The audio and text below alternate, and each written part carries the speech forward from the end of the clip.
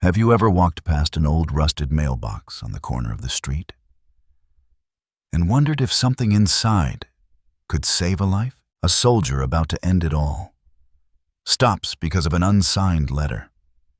A mother ready to vanish breaks down reading the words, "Live," because your child hasn't learned how not to need you. And then all of gone.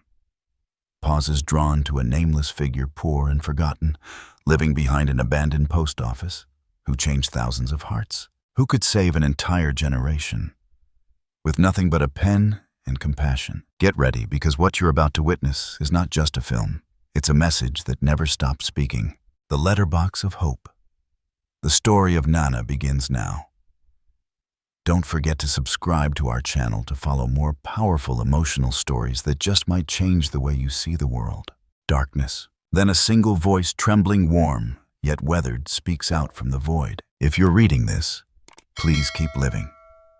The night is long, but I promise, the morning will come. Fade in. Accra, Ghana, 5:47 a.m. A thick blue mist curls over the quiet streets of the city. Trash bins line the roadside. Crows scavenge through scraps. The world is still asleep except for one girl leaning over the ledge of a rusted pedestrian bridge. She can't be more than 20. Thin, eyes glassy, vacant.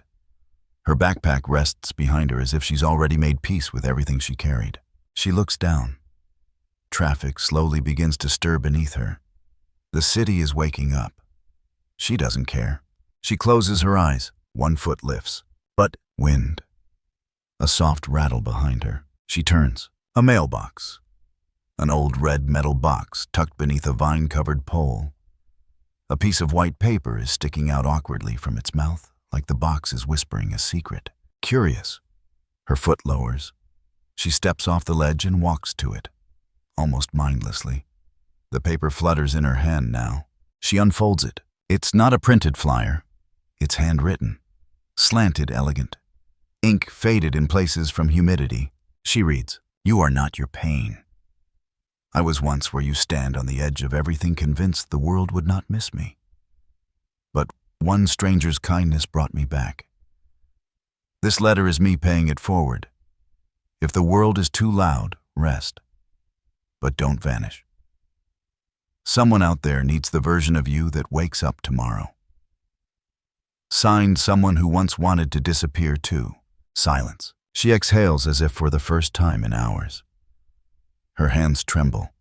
She falls to her knees on the pavement, clutching the letter like a lifeline. The early sun begins to rise behind her, gold bleeding through the fog. Her phone buzzes. A new message. From her mother. "Please come home." Tears stream down her cheeks. She takes a photo of the letter, uploads it to her social media. Caption: "This saved my life today. Whoever you are, thank you, Angel of Ghana." Cut to black. 55. Montage. The letter travels. Soft piano creeps in, building emotion. Enter small house. Early morning. A man in his 60s sits alone at a kitchen table cluttered with unopened mail. His hands are calloused. A wedding photo sits near his elbow. The woman in it, his wife, smiles brightly.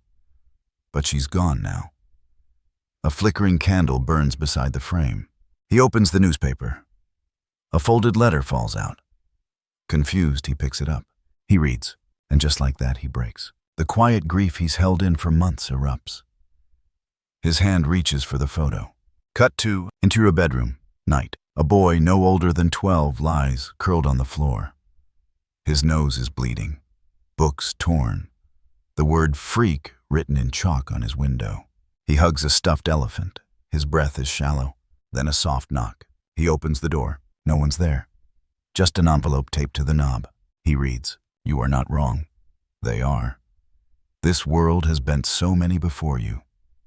Don't let it break you." He clutches the note and bursts into tears. In the corner, a stray cat watches him. Cut to into apartment balcony. Dusk. An old woman waters her plants. She hums a lullaby to herself. She finds a paper tucked beneath her flower pot. "You are not invisible. The years you've lived have shaped hearts you may never know. You matter." Still, she presses the letter to her chest, looks out to the horizon, whispers, "Kojo." You still watching me? Montage ends. Social media explodes. We scroll rapidly through dozens of real-like posts. Whoever wrote this, you gave me a reason to stay today. My sister was going to do something terrible. This stopped her. Do you know how many lives you're saving? Angel of Ghana is real. The screen fills with tweets, TikTok captions, YouTube videos, analyzing the handwriting. News snippets flash. Anonymous letters of hope sweep through Ghana's cities, an angel among us. The mystery of the kindness letters, from suicidal despair to viral hope. A city transformed by paper and ink. 25. Back to the girl. She walks again now, alive in her skin. Still healing but moving. The city has changed. People are checking public mailboxes, lifting lids, opening flaps. Hope has become a scavenger hunt. One boy finds nothing but smiles anyway. Just knowing something might be there tomorrow is enough. She arrives at her university campus. Students whisper. Some smile at her. She smiles back. Eyes no longer glassy alive. Then she sees it. On the library bulletin board, a new letter. Handwritten, same ink, same slant. It's okay to fall apart. Even stars collapse before they shine. She turns around. Eyes scan the crowd. She whispers, "Who are you?" 2:30. A boy's vlog. He looks into the camera, eyes wide with wonder. We think it's a man. Mid-50s, maybe? He doesn't leave names, but the handwriting's consistent. Always in blue ink. Always folded the same way. Some say he's a teacher. Others say an old priest. I think he's a ghost. He laughs. But whoever he is, he's saving us. One letter at a time. To 10 News Studio. Prime time. A female anchor sits holding a replica of the letter. Tonight, we discuss the phenomenon sweeping Ghana. An anonymous writer has been leaving powerful letters of hope in public places. But who is he? And why now is this divine intervention, or one man's quiet rebellion against despair? Cut to expert panel. Analysts, psychologists, a former suicide hotline volunteer. Everyone has a theory. None know the truth. 400. The letters replicated. A movement begins. People start leaving their own letters inspired by the original. This one helped me. Maybe mine can help someone else. Hashtags multiply. Angel of Ghana. /paper hope. Our letters for life. Just keep living. Public spaces fill with taped notes, envelopes tied to park benches, messages in bus stops. Teachers ask students to write their own as class projects. Barbers keep stacks of anonymous letters in drawers. Offer them with a haircut. The city breathes differently now. There's air in its lungs. But who is he? Close up on the original letters. All the same cursive, all the same folded edge.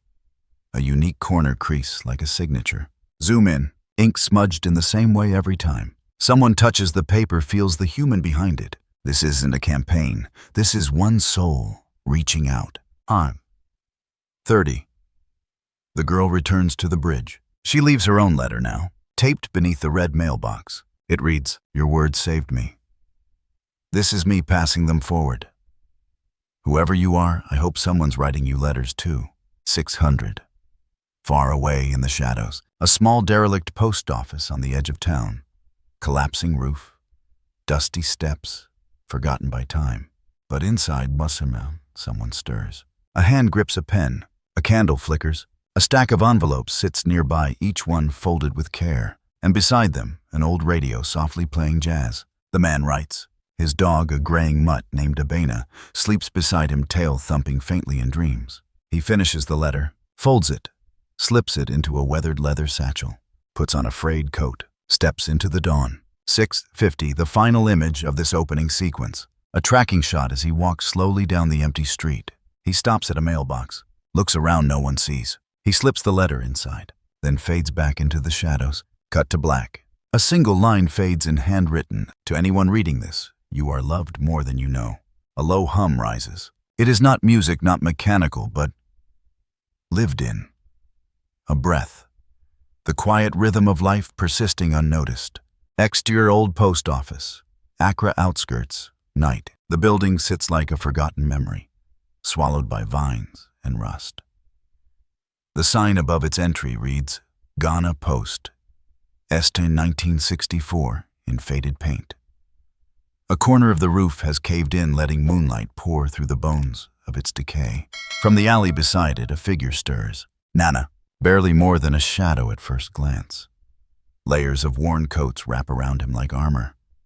He moves with the slowness of someone who has learned to take up less space in the world. In his arms, a bundle shifts, then lifts its head.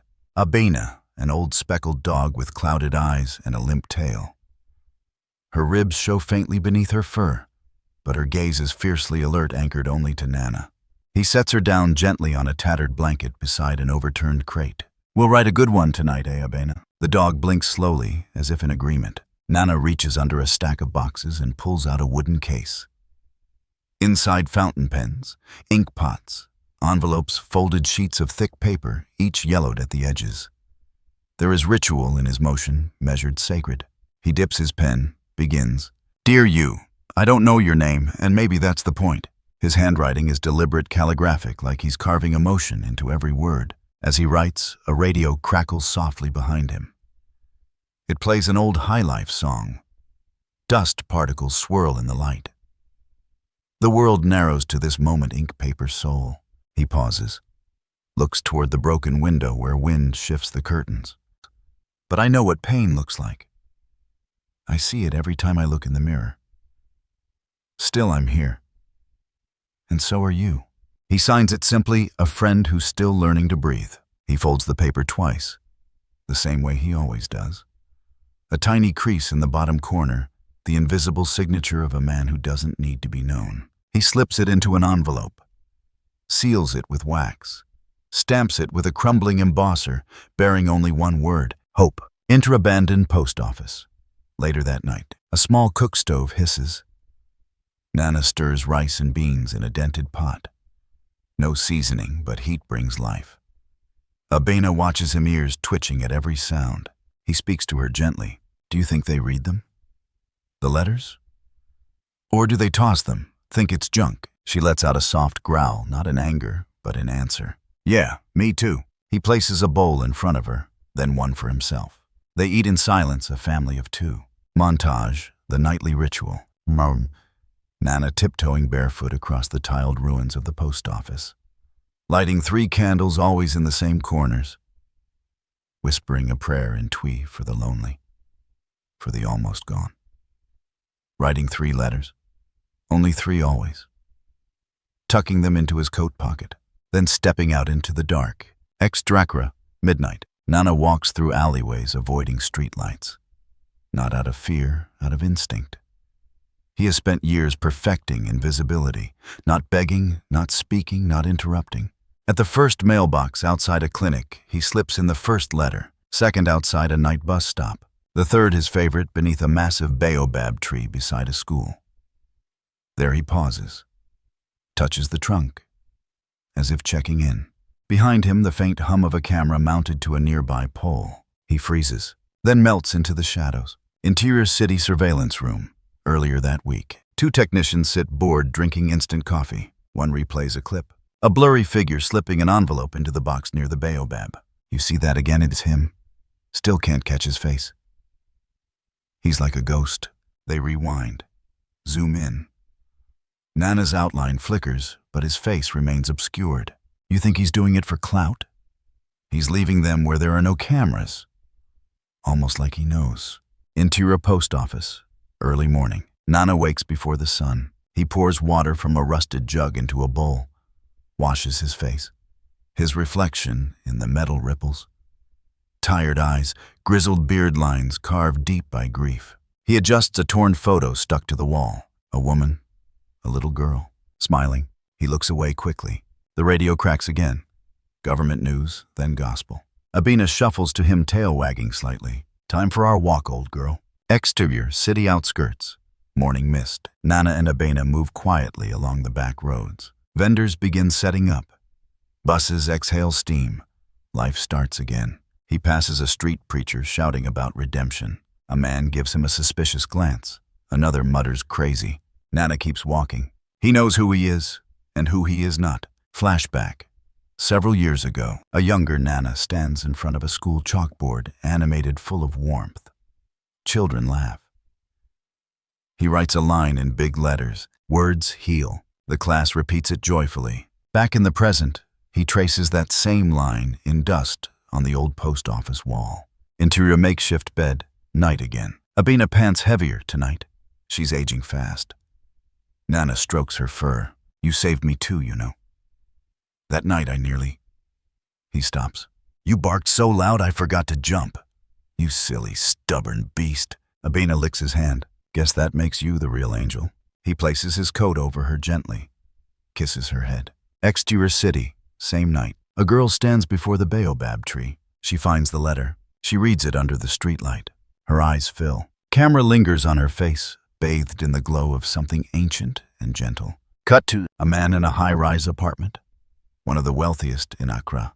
He reads a letter slipped under his office door, same handwriting. He folds it back carefully, puts it in his pocket. His next phone call to his estranged son. Into post office. Nana writing again. If no one has told you today, you are not a mistake. You are not too late. You are not the sum of your failures. He folds the paper, kisses the envelope lightly, stacks it with the others. The camera pans out high above the dusty floor of the post office. Dozens of letters lie bundled ready for another night. In the corner, Abena sleeps curled beside a candle. The world may never know his name, but his voice now lives inside hundreds. And he writes not for fame, not for recognition. He writes for the version of himself that once stood on the edge, and for every stranger standing there now. Fade in. 1. The Soldier, Kwame Mensah. Interior small one-bedroom apartment. Accra, night. The room is sparse, clean but cold. Military photos line the wall. Medals in dusty frames. A Ghanaian flag hangs above a twin bed. Kwame, early 30s, sits shirtless on the edge of the bed. A bottle of Akbateshi in one hand, a pistol in the other. His chest is marked with burn scars, his eyes glassy hollow. We hear the ticking of a wall clock, loud, relentless. Flash of memory, a burning vehicle. Screams. The blast that changed him. 3 friends gone. Back to the room. He's breathing hard now. Raises the gun. But there's a knock at the door. No one's ever knocked at this hour. He sets the gun down slowly, moves like a machine, opens the door. No one, except a piece of paper under his welcome mat. He picks it up, reads, You are not just what you've lost. You are what you've survived. The dead do not want us to follow them. They want us to live harder in their honor. And you are still here. That matters. His hands begin to shake. He collapses into the doorway. And for the first time in 2 years, he weeps. Loudly. Uncontrollably.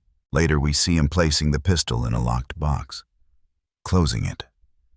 Wrapping the letter in cloth and tucking it into his breast pocket over his heart. 2. The boy, Jojo. Interior high school hallway. Day. Jojo, 16. Walks alone between rows of lockers.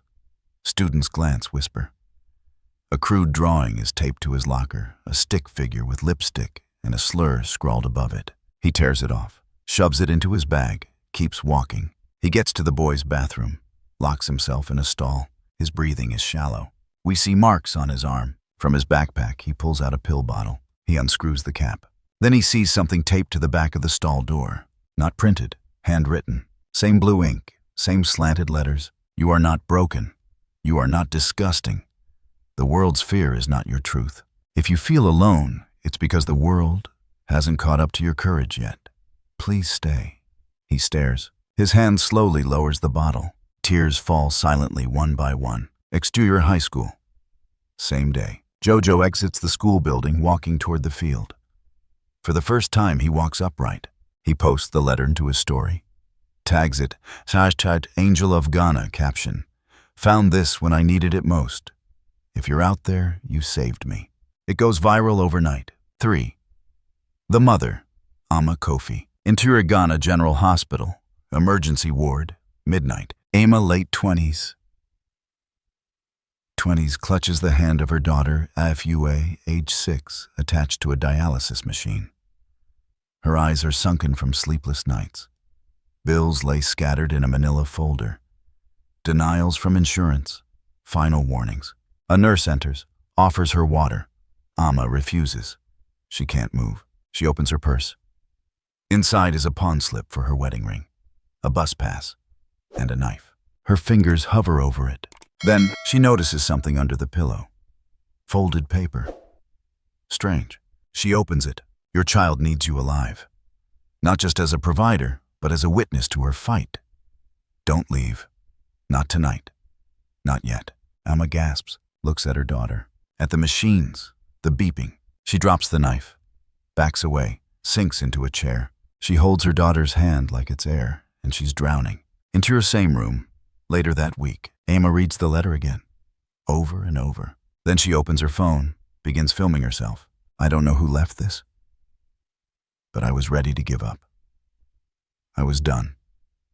And then this saved me. I'm not asking for pity, but if anyone out there can help us keep going, please.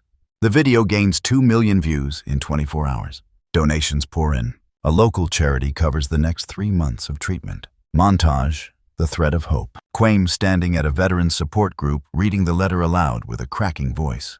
Jojo drawing rainbows on paper taping copies of the letter, in other stalls passing it on. Amma receiving a message from a stranger. Your courage made me speak to my own mother for the first time. Interior cafe, night. The three don't know each other yet, but they each search the same thing on their phones. Who is the angel of God? They scroll through the hashtag. Angel of Ghana, Paper Hope, are letters that save. Who is he? The question becomes a movement, a podcast, a student-run documentary project, billboards, talk shows. Ghanaians debate over jollof rice and taxi rides. Is he a priest, a former writer, a ghost? Some say he's a woman. Others say a group, a conspiracy, a saint. Everyone agrees on one thing. Whoever he is, he's watching, and he's writing. Interior radio station, live talk show. Callers ring in. I found my letter under a bus seat, and I was going to walk into traffic that day. Mine was stuck to a mirror in the salon. I was going to quit school. I didn't. This man, whoever he is saving this country one soul at a time. The host ends with a challenge. If you're listening, Angel of Ghana, call in. Let us thank you. Silence. Only static. But a letter is delivered the next day, hand-addressed to the station. Thank you is enough. But I don't need it. Just write one yourself. Pass it on.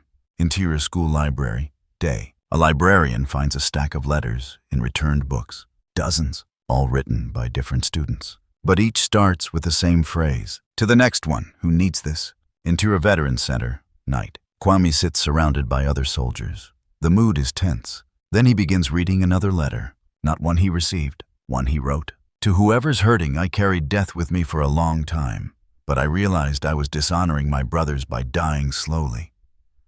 So I chose to live loudly for them. You should too. The group is silent. Then applause, hugs. They begin sharing their stories. The letter has multiplied one man's voice, now an echo chamber of survival. Into a church basement. LGBTQ+ support meeting. Jojo stands in front of the room, shaking slightly. His mother in the back row, hands clenched in her lap. This letter saved me. And now, I leave it here for the next Jojo. He tapes it to the door. His mother stands, crosses the room. She hugs him. The room breaks into tears. Interior hospital room, dawn. Emma watches her daughter sleep. The sun hits her tiny face. She picks up the letter again, folds it gently, kisses it, then pins it on the hospital's community board. Beside it, she writes, "This saved me. If you need it, take it. If it saves you, pass it on." Exterior city wall, mural in progress. Artists begin painting a massive wall downtown. The words in the center, "Keep living." Surrounding it, excerpts from dozens of anonymous letters. People gather to watch, cry, take photos, post. A reporter arrives. A new question now haunts the city. Not just, who is he, but how many has he saved? Into old post office. That night, Nana watches the news on his radio. He listens to a caller describe the first letter. His eyes fill, but he says nothing. Abina nuzzles his leg. He strokes her head. Still not ready to be seen, girl. Let the letters do the talking. He starts writing again. Same ink, same fold, same gentle war cry. Fade out on one line. I don't know your name, but I believe in you. Please stay. Interior University campus. School of Journalism. Night. The hallway hums with fluorescent light. Empty desks. A wall clock ticks past 900 p.m. Inside a glass-walled editing room, 4 students huddle around a flickering laptop screen. Kwame, 21. Sharp eyes, former military brat, turned journalism student. Elo RM, 22. Conspiracy theorist tech whiz, obsessed with handwriting analysis. Sarah, 20. Empathetic quiet. Observant, studies psychology and media. Felix, 19. Vlogger, loud, always filming, constantly chewing gum. On screen, a grainy surveillance video paused mid-frame. A cloaked figure slightly hunched, slipping an envelope into a red mailbox beside a pharmacy. Kwame. That's the 3rd location this week. Same time window. Midnight to 1:30 a.m. Felix, I boosted the shadows. Look at the way he folds the envelope before he drops it. Sarah, same crease on every letter we've found. Bottom left corner. That's intentional. Elorm. He's leaving fingerprints. Somewhere. He's not a ghost. Kwame leans in. Kwam, no. But he's invisible by choice. Interior dorm room. Later that night. Walls covered in photos, pins, yarn. A classic conspiracy layout. Elorm's room. The centerpiece, a map of Accra dotted with red stickers, each representing a confirmed letter location. A yellow string loops around them, forming an arc. Elorm. He avoids the commercial districts. No letters downtown. He prefers clinics, schools, parks. Areas with the most social foot traffic, but low security. Sarah. That's empathy. He wants people to find them when they need them most. Kwam. Then we can predict his next drop. Felix, we could set up a cameras, live record. Elo arm, already ahead of you. He hits a key. Surveillance footage floods the monitor. Elo RM, 3 box cams, 2 rooftops, 1 drone, all linked. Kwame grins. Kwame.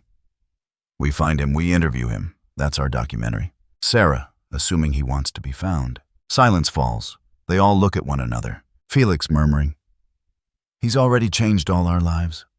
What if we ruin the magic? Montage. The investigation escalates. Sarah and Kwame interview letter recipients, gathering testimonies. Elorm triangulates posting times across dozens of mailboxes using a spreadsheet and Google Maps overlays. Felix live streams updates on social media under the tag, Who is he? They collect photocopies of over 40 original letters, analyzing pen pressure, stroke angle, ink fade. Sarah notices something. The letters aren't just hopeful, they're intimate. They echo trauma with terrifying accuracy. Sarah, he's either psychic or he's been through everything he's writing about. They fall silent again. Interior coffee shop. Day. Kwame sits with a recipient, a street cleaner named Mr. Ba. Kwame. Where did you find your letter? Emter. Bye. In the gutter behind the stadium. It was wrapped in plastic, like he knew it might rain. Kwame. Did you see who left it? Mr. Ba shakes head. Only the dog. Kwame dog. Mr. Ba, a white one, old, limping, barked once, scared me half to death. Kwame scribbles furiously. Kwam to himself, he has a dog. Extracra, night, surveillance footage. The drone hovers silently above a mailbox near the baobab tree. Midnight.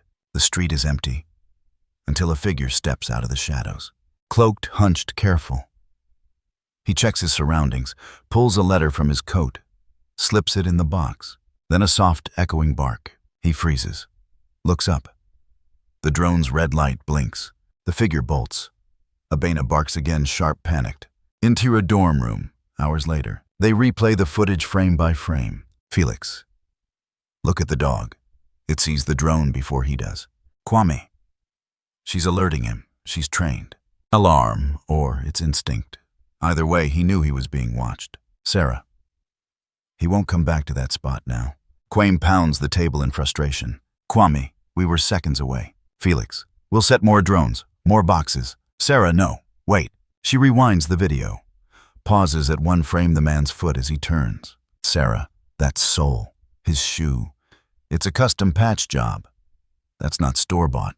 Elorm, a cobbler. A homeless shelter, maybe. Kwame stares at the screen, jaw tight. Kwame, we're chasing a man who spent years perfecting how not to be seen. Sarah. But even ghosts leave footprints. Into a library archives. Day. Dust fills the air. Sarah and Elorm scan through old footage from CCTV archives, public camera databases. One clip from a train station, same coat, same dog. but it's from over 2 years ago. LORM. He's been doing this longer than we thought. Sarah, and no one noticed. Interior University Auditorium, late night. Kwame sits alone watching a rough cut of their footage. Snippets of interviews. Montage of the letters. Drone captures. The dog barking. His voice narrates over the clips. He writes to strangers. He saves people he'll never meet. And yet he refuses to be known. Who writes in a world where no one's listening? Who believes in healing enough to hide behind it? He closes the laptop, exhales. Exterior back alley, night. Camera POV, hidden. The students have staked out a likely mailbox. Quiet, anticipating. Felix dozes off behind a bush. Then a shadow. The man, Nana. He steps toward the mailbox slowly. Abena limps beside him. He slips a letter into the slot. Kwame exhales, whispering, "Kwame, we got him." Then Abena stops. She turns, looks straight into the camera. She growls, barks once sharp, sudden like a gunshot. Nana freezes, sees the glint of glass. "Run!" He takes off. Fast for an old man. Vanishes into an alley. Felix bolts from cover. Kwame follows. "Felix, we lost him." "Kwame, we're not chasing a man, we're chasing a ghost with a dog." Interior dorm. Later that night, they rewatch the footage. Zoom in, frame by frame. One still shot, Nana's hand, wrinkled, scarred, setting down the envelope. Sarah stares at it. She whispers, "There's something about that hand, like it's been broken before." Kwame. He's a survivor. You can see it in how he moves. He's not running from us. He's protecting something. Eloram, his mission. Felix, or his pain. Kwame stands, determined. Kwame. He won't let us find him, so we make him want to be found. The others look at him. Kwame counted, "We make a public letter, from us, to him. Let's see if he answers." Cut to black. A title fades in. "Dear Angel, we see you, not to expose you, but to thank you." Enter abandoned post office. Night. Candlelight flickers against peeling walls. Nana sits at his small wooden crate of a desk pen in hand, staring at a blank page. His fingers tremble. The ink blotches the paper. He closes his eyes. The silence deepens. We begin to drift into the hollow, between blinks into memory. Flashback. Enter a classroom. Ghana International School. 10 years earlier. Day. Nana, a decade younger, stands before a classroom of lively children. He's vibrant, animated. Wearing a crisp white shirt, sleeves rolled up, chalk dust on his fingers. A quote is written on the board, in perfect cursive. Words are not just sounds, they are spells. Use them wisely. The children laugh, shout answers, raise hands. Nana VO. I used to believe that words could change the world. One student, a little girl no more than 8, with big eyes and a gap-toothed grin, waves her hand. Daddy, you forgot the comma. The class bursts into giggles. Nana smiles wide, mock defensive. I did not, that's an artistic pause. The little girl beams. Her name is Ajoa, his daughter. From the doorway, a woman watches, smiling hands folded in front of her. Ifia, Nana's wife. A school nurse, calm, beautiful in the way that makes the world softer. He catches her eye, winks. Time slows in that moment. The perfect trinity, husband, wife, daughter, bathed in the light of purpose and love. Nana VO. We were a page that needed no editing. Flashback. Into her living room. Night. Laughter echoes as Ajoa performs a dance in the small living room. Nana claps a rhythm on the coffee table while Ifia records with a camcorder. Ajoa spins, trips over her shoelaces, falls into giggles. You okay? Nana leans over, scooping her into his arms. I'm okay. I landed on the soft part. That's my girl. Resilient. He kisses her forehead. Behind them, candles glow beside a stack of books. One flickers too wildly. A stove burner clicks on, then off. Forgotten. Flashback. Into her bedroom. Late night. Nana sits at a desk, writing lesson plans. He smells something. Smoke. He turns. Sees it creeping under the door like a shadow with teeth. Ifia. He bursts into the hallway. Flames already crawl along the ceiling. The living room is engulfed. Ajoa. He coughs violently, stumbles toward the bedrooms. Too late. He reaches the door, but the heat slams him back. The knob burns his hand. No God. No. The house explodes in orange. Screams are swallowed in fire. Nana collapses outside in the grass. Face blackened, hands shredded, watching the inferno consume the only people he's ever truly loved. Interior hospital. Days later, Nana lies in a hospital bed, bandaged, silent. A priest enters. Nurses speak in hushed tones. He says nothing. He doesn't cry. His eyes are the color of ash. Interior courtroom. Weeks later, an inquiry. It was an accident. Faulty gas line. No intent. But the word negligence keeps echoing again and again. People whisper. Teachers avoid eye contact. The school board sends him a letter. Administrative leave. Indefinite. Enter empty house. Months later. The walls are bare now. The bookshelves once full are gutted. He walks barefoot through the remains, fingers brushing paint-scraped walls. On the ground, a scorched photo frame. He kneels, picks it up. It's the dance night picture. Burned at the edges, but their faces still smile through the smoke. He holds it against his chest. Breaks down sobbing without sound, like the air itself is refusing to help him. Exterior city street. Late night. Nana walks aimlessly through Accra. Clothes wrinkled, shoes torn, eyes lost. People pass, no one sees. Time becomes elastic. Days bleed together. He eats only when food is offered, sleeps wherever shadows welcome him. The city becomes a blur of exhaust and neon and indifference. Nana Vio. When you lose everything, you become nothing. But somehow less than that. You become unseeable. Interior shelter. Rainy night. A volunteer hands him a blanket. He declines. He doesn't want warmth. A man offers a prayer. He walks away. A woman gives him food. He throws it up in an alley. He wants one thing, an end. Exed cliffside outskirts. Night. The wind howls. He stands near the edge of a rocky bluff overlooking the ocean. Below, waves crash into stone, unforgiving, inevitable. He clutches the charred photo in one hand, a bottle of pills in the other. He speaks softly, voice broken. I'm coming, Ajua. I'm sorry I was late. He takes a step forward. Then, a bark. Sharp, small, defiant. He pauses, turns. A puppy, tiny, filthy eyes, too large for its head, growls from behind a bush. Go away, he mutters. The puppy barks again, then whimpers, then limps toward him, dragging a hurt paw. Nana kneels, instinctively, despite himself. You're hurt. The pup licks his soot-streaked fingers. Why you? A beat. The dog curls into his lap, shivering. And something inside him shatters not from pain, from recognition. A soul just as broken as his. Into a bridge underpass. Night weeks later, Nana cradles the puppy, now named Abena, in an old rice sack. She sleeps soundly. He eats stale bread and reads a torn copy of Things Fall Apart under dim streetlight. A man walks past, coughing violently. A woman cries in the distance. Children fight near a garbage heap. He watches it all. Watches people fall apart in different ways every single day. Then he opens a notebook. Blank page. Pen trembles. He begins to write. Dear you, I know it hurts. Back to present. Into her post office. Night. Nana's eyes open. He's still at the desk. The page before him blank no longer. He's finished a letter. Abena snores softly in the corner. He seals the envelope. Touches the photo of Ifia and Ajoa taped to the wall. I failed you, he whispers. But maybe I can still help someone. He folds the letter. Same crease, same silence. Then he stands, steps into the night once more. Exterior outskirts of Accra. Night. The city glows far away, like a mirage, unreachable, indifferent. Here, silence rules. Kwame stands still, his breath fogging under the dim light of a half-broken street lamp. Sweat beads along his temple. His heartbeat pulses in his ears.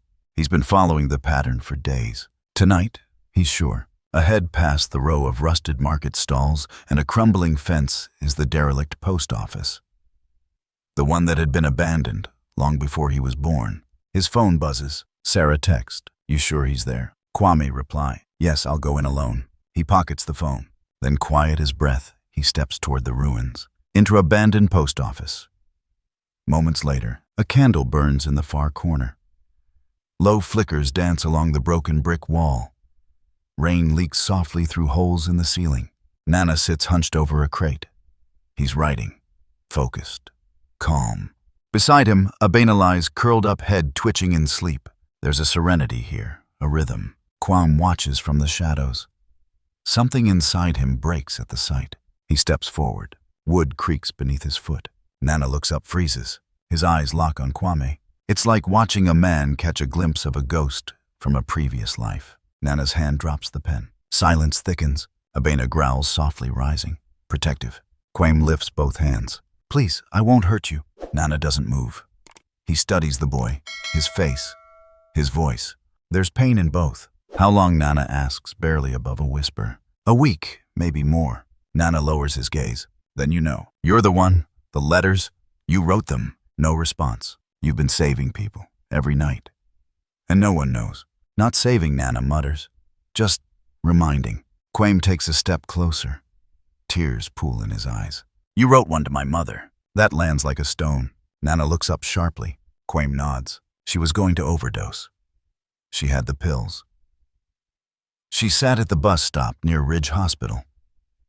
That night she found a letter tucked under the bench. It said, he chokes, then steadies himself. It said, this world still needs your hands, even if they shake. Nana blinks. His lips part, but no sound comes out. Quam reaches into his coat, pulls out a folded yellowing letter protected in a plastic sleeve. She kept it, still reads it, every week. He sets it gently on the table. Abena sniffs it. Nana stares. She lived, Kwame says, because of you. And I'm here because she did. Nana slowly rises from his seat. The candlelight catches his face. For the first time, we see all of him. Not just the cloak and the beard and the age. We see the pain, the years of silence buried under paper and ink. He trembles. Then something inside him collapses. He covers his mouth and cries, not a gentle weep, a storm, a deep, ragged human sob that sounds like it's been waiting behind his ribs for a decade. Quam doesn't move. He just stands there and lets the man unravel. Into a post office. Later that night, the candle burns lower. Nana sits on a stack of crates. Kwame sits on the floor across from him. Abena rests her head on Nana's foot. I was a teacher once, Nana says softly, before the fire. Quam nods. He doesn't press. My wife, my daughter, I left the stove on. One mistake. I went out to get bread. His voice tightens. By the time I came back, it was already too late. He touches the burn scars on his hand. I didn't even get to hold them. Quaim's eyes glisten. You've held so many since. Nana looks at him. How do you mean? With your words. You've held people together. Held them back from cliffs. You've been more than a father. You've been a net. Nana shakes his head, overwhelmed. But I didn't mean to be found. Then why leave so many trails? Silence. Then Nana speaks almost to himself. Maybe I wanted to be believed in. Just not seen. Quaim pulls out his phone. I didn't tell the others yet. I didn't want to ruin it. Ruin the mystery, the sacredness. It's rare what you did. It deserves to stay whole. Nana leans back. He exhales like someone exhaling a decade's worth of grief. You remind me of a student I had. Loved poetry. Asked too many questions. Quaim smiles. I've been told I'm annoying. No. Curious. That's different. They sit together in the stillness that only truth can bring. Then Kwame looks around at the scattered envelopes, pens, wax seals. So, what now? Nana shrugs. I'll keep writing. If my hands let me. Quaim studies him. Can I help? Nana looks surprised. Help, yeah. Copy some. Distribute. Scan them. I mean, the world's asking who you are. Maybe they don't need to know, but they need more of this. A pause. Maybe Nana whispers. Or maybe they just need to start writing too. He picks up a blank page, hands it to Kwame. Try. Quaim hesitates, then sits at the desk. He grips the pen. Abena lets out a satisfied sigh. Like she knows something has shifted. Something good. Extra acra. Sunrise. Nana and Kwame walk together down a quiet street, a letter in each of their hands. They slip them into 2 different mailboxes. No one sees them, but someone someday will find what they left behind, and they'll live because of it. Into a national broadcast studio. Night. A newsroom buzzes. Staff rush across set floors. The anchor straightens her earpiece. On-screen graphics flash. The Angel of Ghana. Identity revealed. The teaser plays blurred footage of Nana at the mailbox, a zoomed-in image of Abena. Then a clip of Kwame's emotional recounting. The broadcast begins. Anchor calm, polished. He lived in the shadows, delivering hope in silence. But tonight, we bring you the face behind Ghana's mysterious letters, the Angel. Some call him a savior. Others call him a fraud. Interior bars, homes, streets, simultaneous montage. Televisions flicker across the country. Some viewers lean forward, hearts aching. Others scoff, arms crossed. At a church, a woman clasps her rosary. At a university dorm, students cheer, pointing at the footage. At a roadside bar, a group of drunk young men laugh at the screen. Drunk Man 1. That's the guy. Looks like he sleeps in a gutter. Drunk Man 2. Angel, more like postal madman. Drunk Man 3. Probably wrote those letters to himself. Loony. The room erupts in laughter. One smashes an empty bottle. Into social media, exploding threads. Twitter trends ignite. Angel of Ghana. Hope dealer. Street prophet. Healer or hustler. Just another beggar. Posts split like a fault line. He saved my sister. That's all I care about. So it takes a homeless man to do what the government can't. This is performance art. Wake up, people. I'd trust him more than any politician. Why's he hiding if he has nothing to be ashamed of? God works in strange bodies. Extra abandoned post office. Night. Flashes. Cameras. Shouts. Journalists now swarm Nana's former shelter. Reporters shove mics through broken windows. Sir, just a word, what inspired the letters? Do you profit from donations? Are you mentally stable? Are the stories even real? Nana sits inside, still and silent. Abena lies at his feet, ears twitching with every new voice outside. Quaim shoves through the mob. Back off. He's not a criminal, but they keep pushing. A news van blares audio from the morning interview. Nana's blurred face. His real name. His past as a disgraced teacher. Into a radio studio. Talk show live. A caller fumes. This man abandoned his family and now writes poems. We're supposed to praise that. Another defends. He didn't ask for praise. He asked for nothing. And gave everything. The host leans in. So who is Nana really? A prophet? Or a projection? Interior abandoned post office. Later that night, Nana paces slowly. Abena watches him from her corner, whimpering slightly. He packs a small bag, a few blank pages, ink pens, a sweater. The letters he hasn't sent, he burns. They don't want the words anymore, he murmurs to Abena. They want the face, the past, the wound. He kneels beside her. Maybe it's time. Abena tilts her head, sensing something permanent. Exeter Street near the post office. Same night. The drunk men from earlier roam. One kicks over a bin. Drunk man. Let's go see the angel. Ask him for a miracle. Drunk man. Mocking, write me a poem, old man, fix my broken heart. They approach the post office, laughing. Abena growls in the dark. Nana steps outside, quiet. Please leave. Drunk man 3, or what profit? Abena barks loudly, stepping in front of Nana. They laugh. One throws a rock. It hits Abena's side. She yelps hard, collapsing. Abena Nana rushes to her, shielding her body. The men scatter, more scared of the quiet than the chaos. Quaim appears moments later, having doubled back. What happened? Nana doesn't answer. He cradles Abena. Her breathing is labored. She was only protecting me. Quaim kneels, trembling. We'll get her to a vet. Come on. But Nana doesn't move. He stares out into the city. The warmth is gone. The quiet has turned cruel. They don't want me, Kwame. They're afraid of what they don't understand. They should be. Why? Nana lifts his gaze. Because I still believe. And that scares them more than anything.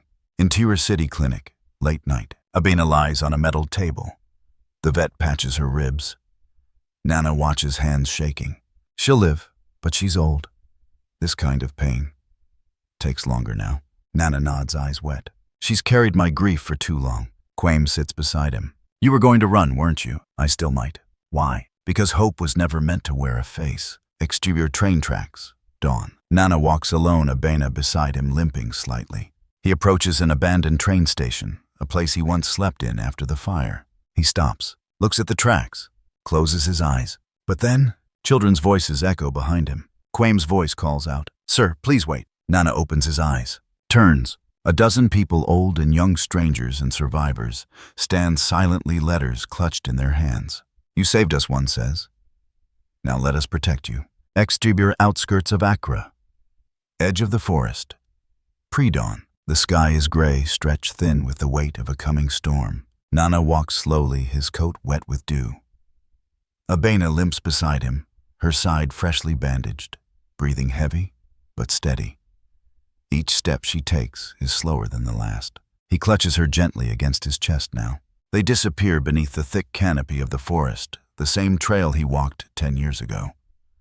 The same path he nearly never returned from. Exterior forest clearing. Sunlight just breaking. A clearing appears quiet, sacred. 2 makeshift gravestones stand under a crooked palm. One bears the name Efia, the other Adigioe, hand-carved into the wood, covered in moss. Nana sets Abena down at their base. He kneels. His knees sink into the damp earth. His body folds in on itself like the weight of what he's carried is finally too much to hold upright. He places 2 letters at the foot of the graves. Folded, sealed in wax. One for each of them. He begins to speak barely audible, but the tremor in his voice cuts through the still air. I didn't mean to forget. I didn't mean to disappear. I didn't mean to keep living without you. But I did. And every word I gave away since was one I should have said to you. He swallows, clutching the soil. I see her sometimes. In the girls who read the letters out loud on buses. In the boys who tape them on library walls. I hear her laughter. In strangers. It hurts. But it keeps me here. He lifts his eyes to the sky. I don't know if I deserve forgiveness. But I know I need it. So I brought her here. The one soul who stayed. The one thing I didn't destroy. He touches Abena's paw. She lets out a low, tired groan. I was ready to leave again. I really was. But something stopped me. He doesn't finish the sentence, because something else stops him now. A sound. Leaves crunch. Twigs snap. He turns and freezes. Angle. From the tree line, a line of young people stands at the edge of the forest. Silent, still, watching. Quaim steps forward, leading them. Behind him, a group of school children in uniform, notebooks in their hands, eyes wide and bright. And in front of them all, a small girl, no older than 8. She walks alone, no fear. She holds something in her hand, a letter. Crumpled, but cherished.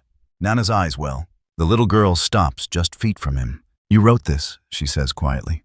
He nods, afraid to speak. It said, you're stronger than your silence. A tear spills down her cheek. It helped me tell my mom I was hurting. Nana lowers his head. The girl kneels, places the letter next to the gravestones. I wanted to bring it here, to your family, to say thank you. Nana breathes out, shattered. Quaim steps forward now. We didn't come to follow you. He kneels beside the girl. We came to carry you. Nana looks at them, each face, each pair of eyes reflecting something he'd long lost belief in. Why, he whispers. Because you carried us first. The children begin stepping forward one by one. Each holds a letter. Each places it beside the graves. Dozens now, maybe more. A small mountain of folded gratitude. A monument built not of marble, but of mercy. Into a forest clearing. Moments later, Nana sits Abena's head in his lap. He looks around, letters rustling softly in the wind. Children wiping tears they don't understand yet, but feel deeply. Kwame puts a hand on his shoulder. You don't have to be alone anymore. Nana blinks. I don't know how not to be. Then let us teach you. The way your letters taught us. Nana looks back to the graves. For the first time in 10 years, he smiles through tears. It's not joy, it's release. Exterior forest, later that morning. The group walks together. Nana carries Abena in his arms. She sleeps tired but safe. Birds begin to sing. The storm never comes, just light, filtering through the trees, and behind them the forest clearing remains. The graves, the letters, and a sign Kwame gently places in the soil before they leave. Painted in bright colors, it reads, Hope was here and stayed. International Broadcast Studio, evening. The lights are warm, but subdued. A live audience breathes quietly. Across the country, televisions are tuned in. The caption on screen reads, One man, thousands of letters. The angel speaks. On stage, a single chair, a glass of water, a man seated quietly. Nana. His coat is simple, his hands folded in his lap. His beard trimmed, but his eyes those carry every year of the silence he lived in. Across from him sits the host Amakor Kor, known for pulling truth gently, but unsparingly. Ama softly. Mr. Nana Kwabena, you were anonymous for 10 years. Why now? Nana clears his throat. His voice comes slow, but certain. Nana. Because I realized the letters were never about hiding. They were about healing. And healing doesn't happen alone. A photo appears on the giant screen behind him. Ajua in her school uniform mid-spin. Nana looks up. His throat catches. Ama, your daughter. He nods. Nana. My greatest poem. Ama allows the silence. Ama. And you lost her in the fire. Nana, yes. Because of me. Because I forgot the stove. Because I left for bread. The audience stills. Nana commented, I tried to vanish after that. I wanted to. But a stray dog wouldn't let me. The next photo shows Abena in her younger days, eyes sharp proud. Amy, and Abena, she's here with us tonight, yes? The crowd leans forward. Nana nods again. The curtain behind them parts. Quaim walks out slowly, holding Abena in his arms. The dog looks aged but alive. Her tail thumps gently. The crowd gasps. Then standing ovation. Some cry. Nana tries not to. Fails. Interior broadcast control room. Same time. Producers watch the live feed. Ratings spike. One whispers, that's not just a segment. That's a movement. Interior viewing centers. Ghana. Multiple locations. Simultaneous montage. A rural classroom where children huddle around a grainy TV, eyes wide. A hospital waiting room, nurses with hands over their mouths. A prison lounge, inmates glued to the screen, some silently crying. An old man in a wheelchair watches, whispering, that's the man who saved me. Interior studio. Continued. Ama hands Nana a final question. Ami, what do you want people to take from this, Mr. Kwabena? Nana looks to the audience, then into the camera. Nana, that we are not our worst days. That even the broken can carry light. And that sometimes, hope wears old shoes and limps beside you. The camera holds on him. It's no longer about the letters. It's about everything between the lines. Exterior Accra streets. Night after the broadcast. A mural is being painted. The image Nana holding Abena surrounded by floating letters. Beneath it, keep living. People stop. Leave candles. Folded notes. Photos of loved ones lost and found. Interior Presidential Palace. Day. Nana overwhelmed stands in a ceremonial hall. A representative from the government steps forward. Mr. Kwabena. Kwabena, on behalf of the Republic of Ghana, we thank you for reminding us that kindness does not need position, and that sometimes the nation's greatest servant is the one who serves unseen. They hand him a small wooden box. Inside a gold-plated postal key, symbolic inscribed for the letters that saved us. He holds it gently, nods. Interior Primary School Auditorium. Day. Dozens of children chatter excitedly. A banner hangs across the room. Welcome, Mr. Nana, the man who writes hope. Nana steps onto the stage slowly, still unsure. But when the applause begins, it rolls like thunder. He grips the podium, breathing deeply, then speaks. When I was a teacher, I used to believe the most important thing I could do was grade you well. Now I know the most important thing I can do is believe you matter. The children go silent, hanging on every word. He opens his satchel, takes out blank sheets of paper. Let's write together. The class erupts in joy. Montage. Nana's second life. Nana in a school library helping students craft their own letters. Abena sitting beside him, kids petting her like she's a miracle. A teenager slipping a letter into a new community mailbox labeled Hope Lives Here. Schools across Ghana begin their own letter days where students leave anonymous kindness notes. A classroom wall where dozens of letters hang each with a handprint, a print for every person who chose to stay. Edu Nana's new home, night. It's modest, quiet, but filled with light. Photos of his wife and daughter hang in the hallway. Abena sleeps at his feet. On his desk, more letters. But this time, they're addressed to him. From students, teachers, strangers. He opens one. You didn't save me. You reminded me I was worth saving. That's even more powerful.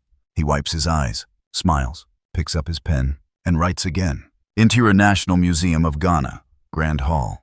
Day. A hush settles over the crowd gathered in the museum's newly renovated west wing.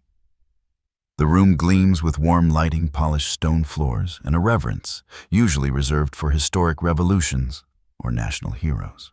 In the center, protected beneath a glass case, sits a simple object, a rusted, dented red mailbox. The paint is chipped, the hinges crooked.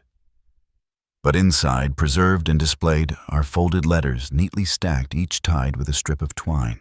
Above the display in gold-leafed script, a plaque reads, Hope was here, the letters that saved a nation. Below that, in honor of Nana Kwabena and the silent strength of written kindness. Nana stands in the crowd, not on stage, not giving a speech, just watching. He clutches Abena's leash gently, though the dog, now elderly and slow-moving, simply sits beside him like a stone guardian.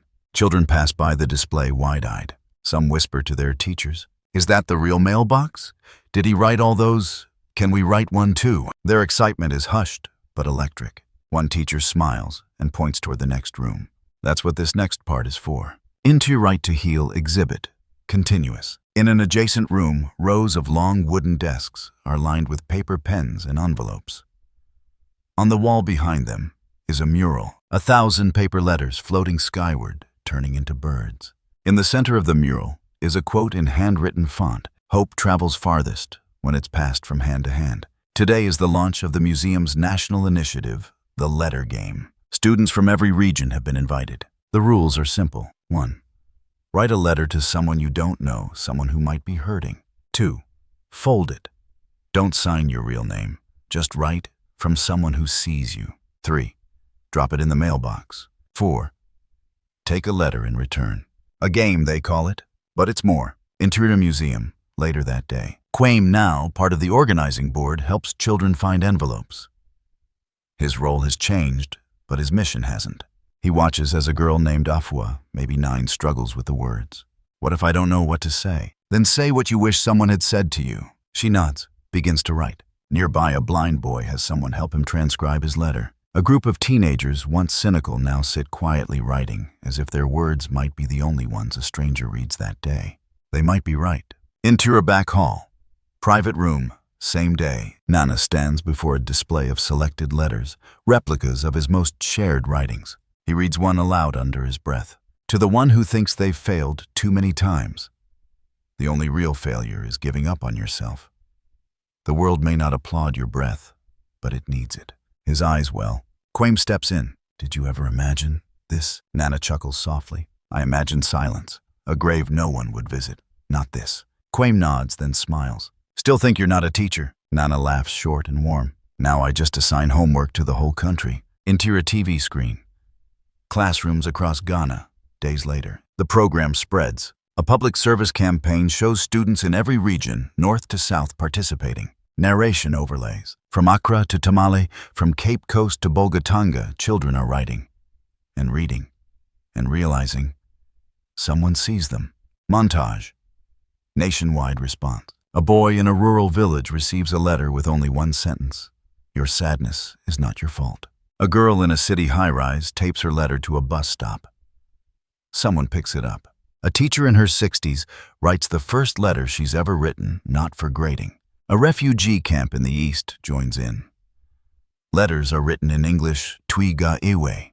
A boy who lost both parents writes, "This is the first time I told anyone."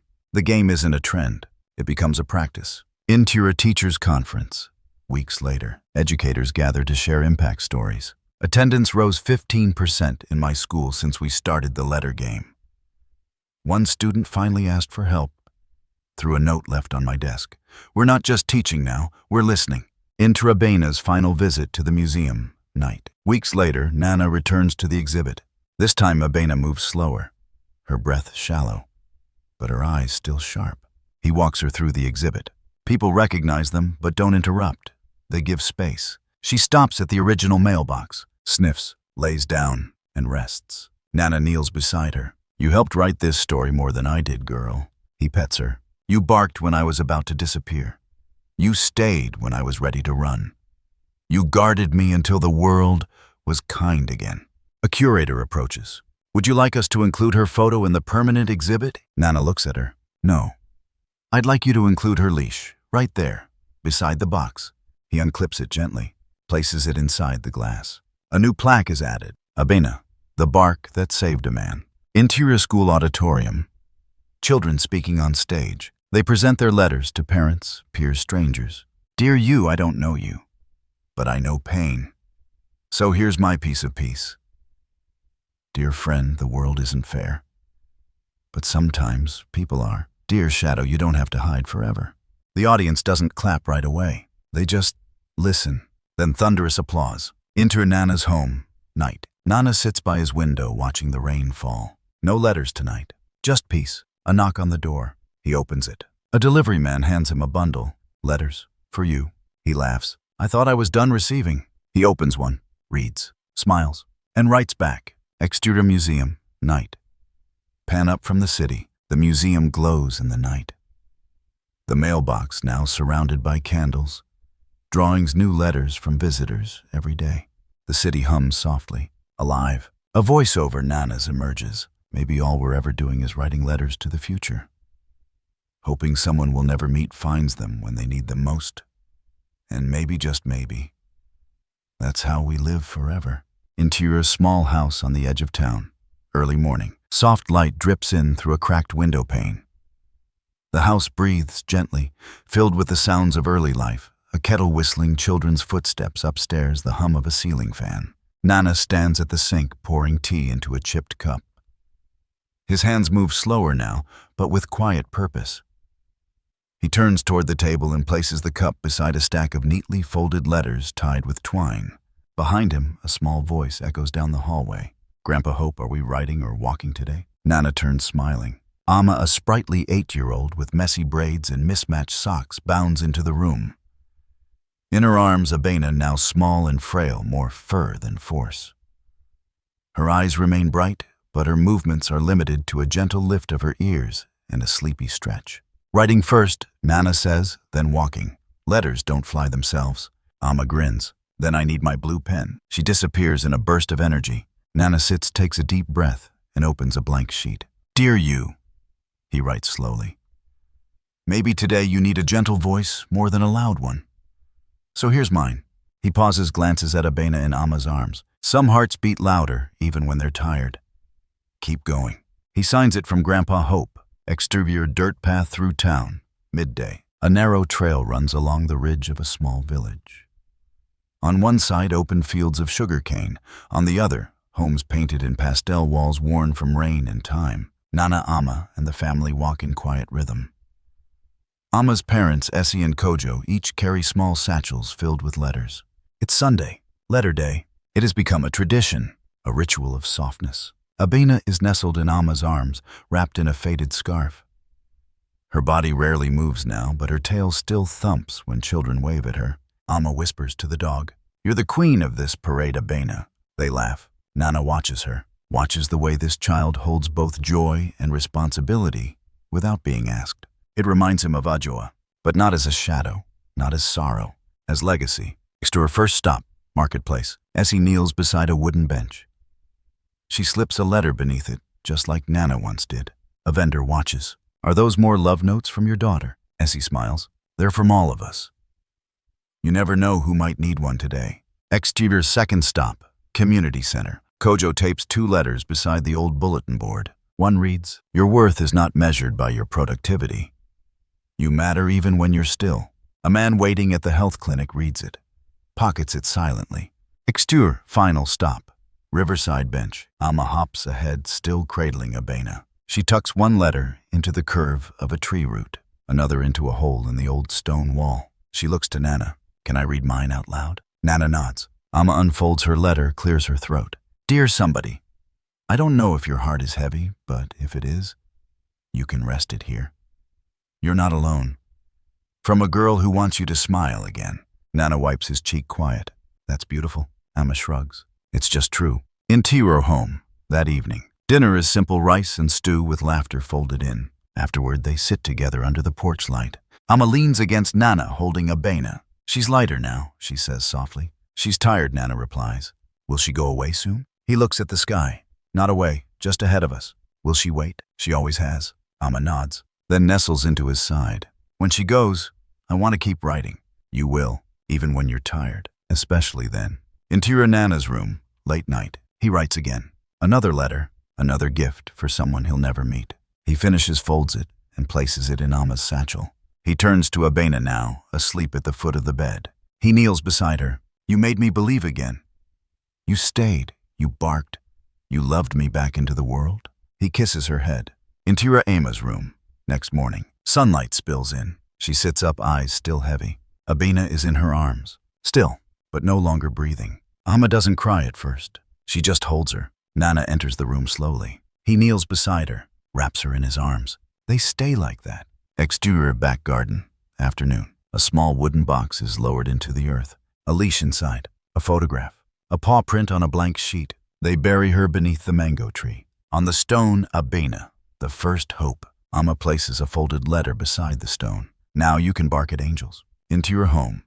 Later that week, Amma writes every day now. Sometimes to herself. Sometimes to the wind. Sometimes just to someone. She tapes them all to the wall above her bed. Dozens. Each signed from Amma, Hope's granddaughter. Exterior village path. Weeks later, Nana walks the path again. Slower. But with Amma beside him. New letters in hand. New steps forward. As they pass a child crying on a step, Amma stops. Hands him a folded piece of paper. It's okay. I didn't know what I needed until I read one too. He takes it, opens it, reads, smiles, and hugs her. Nana watches, smiles too. Interior Nana's room. That night, he opens a fresh page. He doesn't start with Dear You. He starts with, Dear Amma. One day you'll forget I was ever sad. And that will be the greatest joy I'll ever know. Extra sky above the village. Dusk. Paper birds hang from strings between rooftops. Letters tucked in their wings. Children run beneath them, shouting, laughing. The words fly now, and they carry hearts with them. Into complete darkness. Silence. No music, no images. Just breath. Then a voice. Nana's voice. A little raspier. Slower, but warm. Solid. If one day you feel invisible, if the world moves around you like you're not there, if every voice drowns out your own, then pause and remember this. A long beat. The gentlest light always comes from the places no one thinks to look. A soft inhale, like he's about to say more, but he doesn't. Fade in. Slowly. A shot of a quiet street dawn just breaking. The city is not yet awake. The sky is bruised with light. A small public mailbox, old and red, sits beneath a jacaranda tree. Purple flowers drift like forgotten wishes.